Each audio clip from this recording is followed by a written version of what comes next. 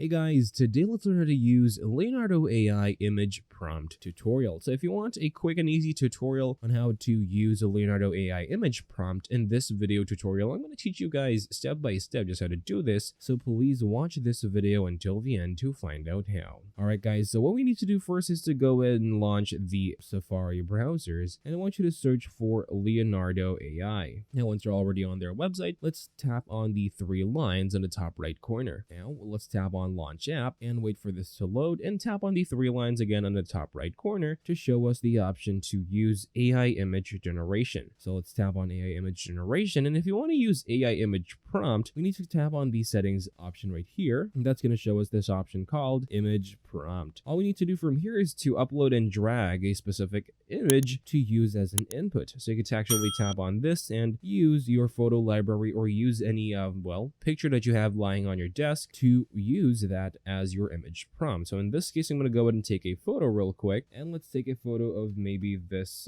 eraser that I have in my hand. So let's just use this photo and let's see what we can create using that photo. Basically wait for it to upload to the Leonardo AI software. And as you see, we could also adjust the image weight if we prefer to, and also some advanced settings over here if we want to go ahead and do so as well. What we need to do next is to go back to the image prompt and let's actually create something from that image. So let's say add legs to the white rectangle. Tap on done. Let's see what that specific prompt is going to generate using our image. Basically, that's it for this video. It's that easy how to basically use the AI image generation or AI image prompt on Leonardo AI, and I'll see you guys on the next one. Take care.